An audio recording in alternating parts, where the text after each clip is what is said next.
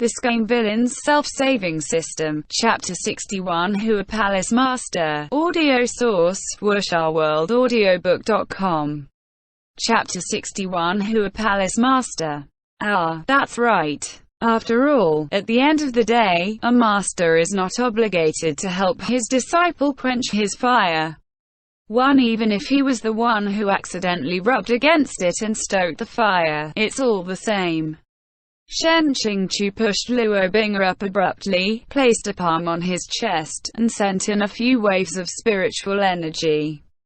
Although it didn't amount to much, it was all he could afford to give. Everything else can be ignored. Exiting the stone sarcophagus and following Dream Demon's directions, he dragged and pulled Luo Bing'er all the way to the east end. Quote, after a while, the walls of the tomb gradually grew damp, the soles of his feet became slippery, and the moss was thicker. It was not easy to keep steady. Shen Qingqiu slowed down to avoid slipping. As they continued, weeds and wildflowers bloomed among the moss as the tomb gradually widened. Trees of varied heights rose on both sides. Not only was the ground slippery, but the gnarled and twisted old tree roots also threatened to trip him from time to time. Insects flew by, and the chirping calls of birds could be heard.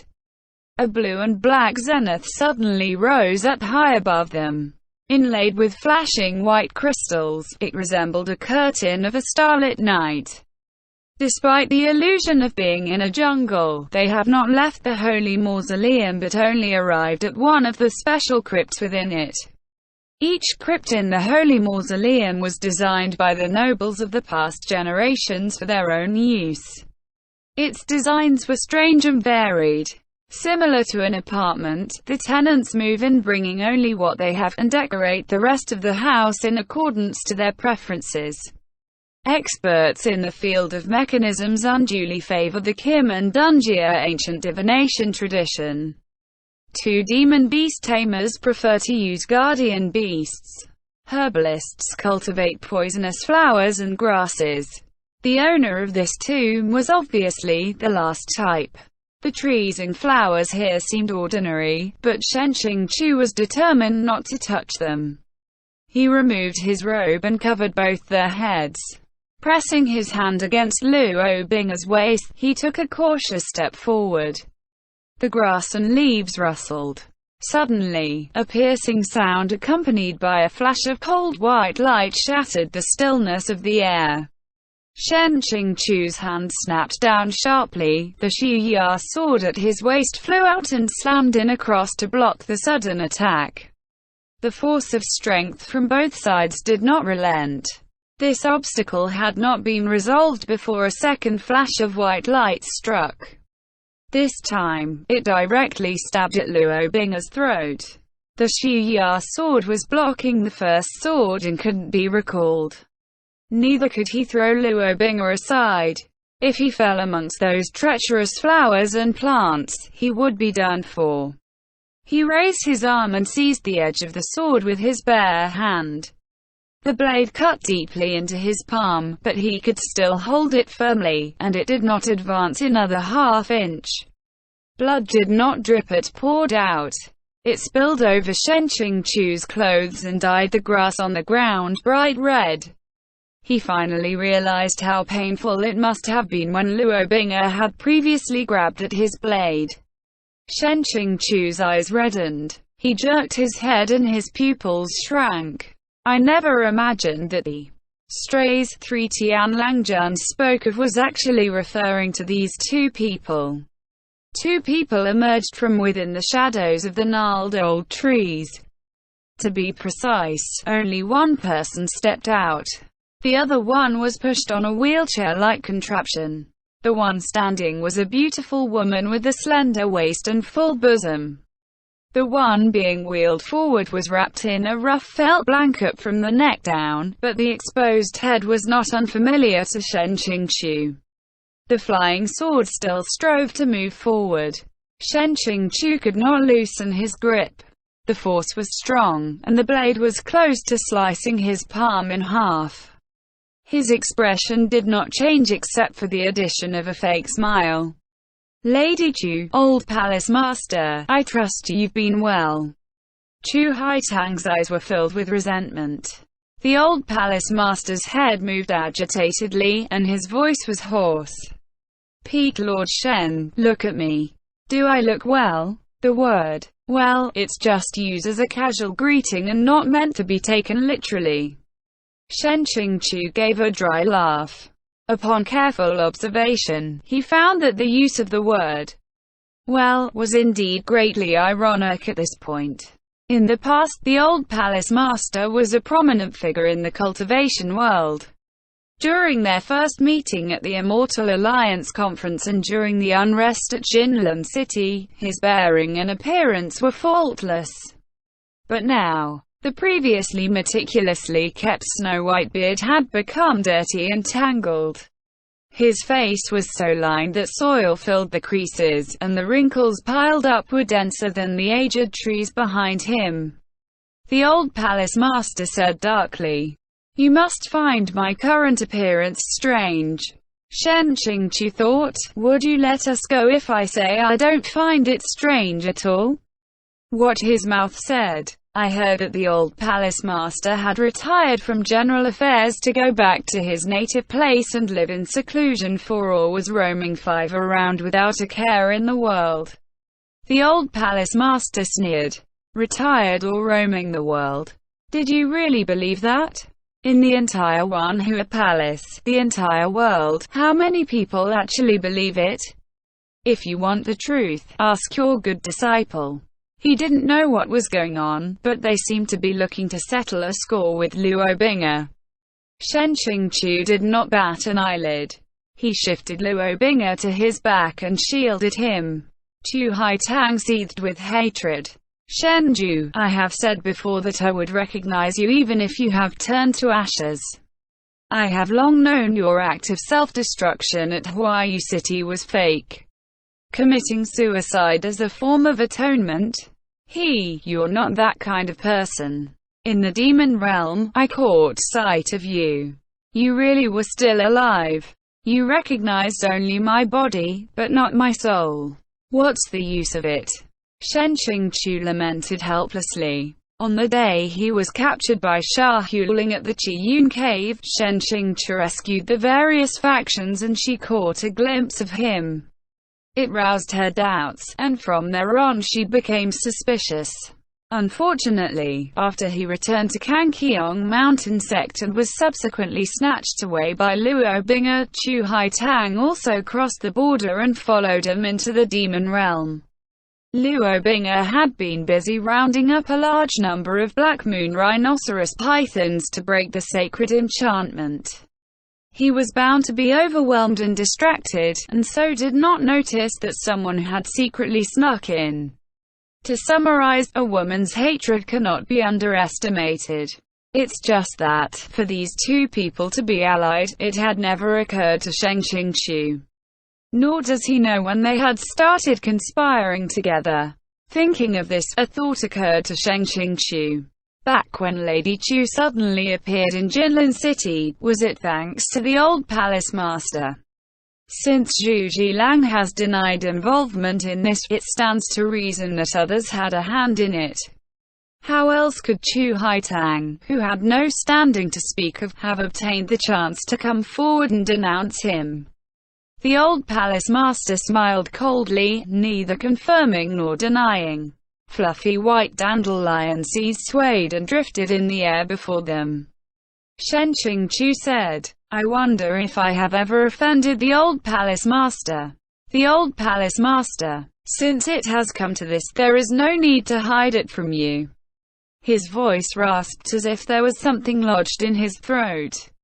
When Luo Bing'er first came to my Wanhua Palace, I nurtured him carefully and gave him all my support. But he refused to acknowledge me as his master and wouldn't hear of marrying my daughter. It was clear he still had you on his mind. Naturally, I wanted to know what kind of excellent person Peak Lord Shen was. Who would have guessed the type of history that would be revealed to me instead? Regarding your background, I know everything. who you were apprenticed with, the things you did, how you managed to enter Kangqiong mountain sect. It really was extraordinary. Even if there had been no sewers on the scene, you would have been guaranteed a spot in the water dungeon. Although it wasn't part of the plan, it mattered not to me. It would seem that back then, the one who a palace disciple's antagonism towards him was not instigated by Luo Bing'e, but rather the deliberate influence of the old palace master. Shen Qingqiu couldn't help shooting a glance at Luo Bing'e. This child, if he had been less pig-headed and accepted other people as his master, a lot of grief could have been avoided. But Shen Qingqiu could not begrudge him in his brainless willfulness. He had to sigh. This youngster was truly cherished by old palace master. But pardon my skepticism, trying to skewer him with two swords is very much at odds with your words. The old palace master. That was then, this is now. Peak Lord Shen, please step aside. Where you want to go, what you wish to do, I no longer care. I just want to settle things with this brat. Shen Qingqiu. If I step aside, the palace master will kill him and let me off. Chu Haitang sneered. He may let you off, but I am still here. Originally, her weak fighting prowess meant she can be overlooked, but now this situation was truly getting out of hand. The old palace master. This thankless wretch, ruining me to this extent, I won't rest till he's dead. Shen Qingqiu said. If he really was as ungrateful as you say, he would not have left you and your daughter alive. To completely destroy something, one must destroy root and branch. 6. This, I'm sure, you understand better than I do. He never thought there would come a day when he had to speak up in Luo Bing'e's defense. Hearing this, the old palace master gave a peculiar laugh. Chu Haitang jerked off the rough felt blanket covering his body, and Shen Qingqiu forgot to breathe. Beneath the blanket lay a strangely square torso. All four limbs were missing. The old palace master was actually sliced into a human stick. A great leader of his generation reduced to such a miserable state, barely considered human and more miserable than a ghost. Bedraggled and filthy, with only the head being able to turn about. The original Shen Qingqiu's fate has been transferred to the old palace master. This grudge was too heavy, it definitely can't be placated with just a few quotes about enlightenment and compassion from Chicken Soup for the Soul. The old palace master sneered, your good disciple's handiwork. Seen enough. He might as well have destroyed root and branch. WuxaWorldAudio.com. Shen Qingqiu gravely agreed. Why didn't you to destroy root and branch? These two little fish, one wants to kill Luo Bing'e, one wants to kill Shen Qingqiu. Chu Haitang isn't skilled enough to take him down by herself. The old palace master may have been crippled, but he was much more powerful than her. The body of a starved camel is still bigger than a horse. 7. In spite of everything, he had once been the great leader of a sect.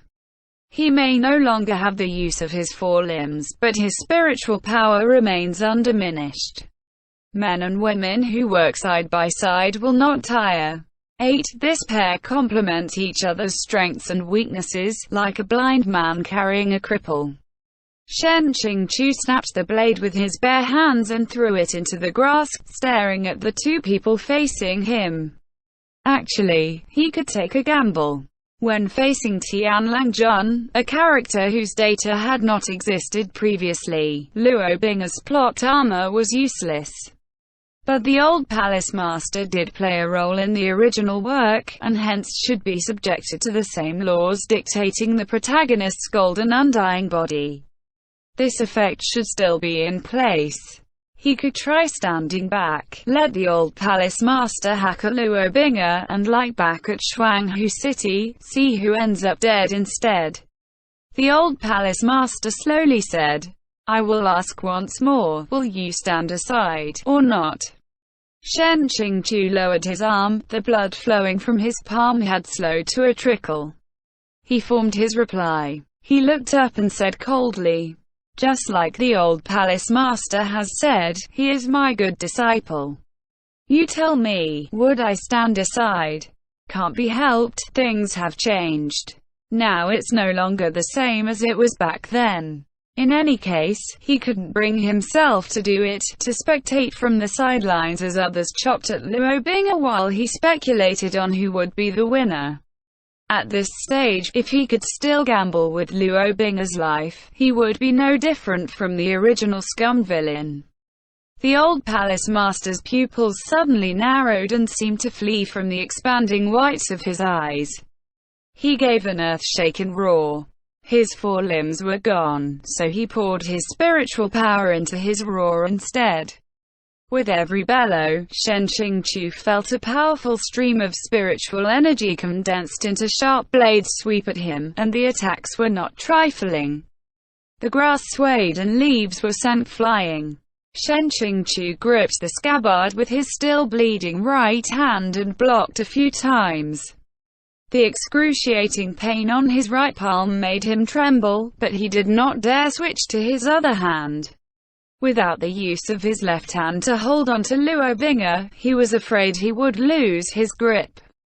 Despite having been sliced into a human stick, the old palace master still retained his powerful spiritual force. It is no wonder Chu Haitang still stuck with him. He had just thought of this when the old palace master suddenly gave a drawn-out roar. A faint crack sounded from the scabbard of the Xu sword. It could not block the attack. The violent strike came, and Xiāng fell over backward. On the way down, he twisted around and used himself as a meat shield, not letting Luo Bing'e hit the ground. He ended up squashed by the full weight of his body and saw stars. The old palace master finally stopped howling, and Chu Haitang wheeled him over slowly. He seemed to calm down for a while as he stared down at Xiāng holding onto Luo Bing'e. Even while falling, you would still protect him. Chu Haitang ground her teeth. Fake, it's all fake. This man. At this time, just who are you putting on this show for? The old palace master. Why didn't you use spiritual force to fight back? Xiāng said. Naturally, it's because I'm exhausted. Fine wispy threads of white floated over, about to land on Luo Bing'e's pale cheeks. Xiāng gently puffed at it, and the white fluff scattered away. The old palace master assumed he had resigned himself to his fate, and stopped paying attention to him. He turned to focus his stare on Luo Bing'e's quietly sleeping face. The madness he had displayed earlier while bellowing his attacks was wiped clean from his face, replaced with unnerving intensity. Xiāng, this expression doesn't seem right. The old palace master gazed at him for a long while, then sighed. When you close your eyes, you resemble her the most. And also when you're being cold. His eyes traveled over Luo Bing'e's face greedily. If he still had hands, he would have reached out to fondle as well. Xiāng felt ill. He couldn't help clasping Luo Bing'e's head and pulling him closer into his arms. The two were now in a position where Luo Bing'e was cozily snuggled against him with his head resting on Xiāng's chest. Xiāng's voice was low. Open your eyes, he isn't Su Xian. The name roused the old palace master from his daze, and he began swearing in rage. Why didn't you heed my orders? Why won't you obey? Did I not treat you well? Didn't you want the one who a palace in my position? I know you've always wanted it. If you had been loyal to me, there's nothing I would not have given to you. But first her, then you, both of you are ingrates. Ingrates. He raved and ranted, pouring his malice into a vicious diatribe against Tian Langjun and Xiāng, before continuing to snarl about ungratefulness. Suddenly, he turned his head, his twisted expression softening. He spoke in a coaxing manner. Xian, come over here. Shizun has something nice for you, drink this. The old palace master sank into a confused state again, saliva dribbling from the corners of his mouth. Chu Haitang backed away slowly, disgust brimming in her eyes. Shen Qingchu's heart felt frozen in his chest as his nausea grew. Unable to tolerate the old palace master leering at him, Shen Qingchu lifted the back of Luo Binger's head with his hand and pressed his face to his chest. Fed up, he snapped. That's enough. With Luo Binger's face hidden from sight, the old palace master's features went slack, the facial muscles twitching for a bit. Eyes filling with resentment, he opened his mouth. End chapter.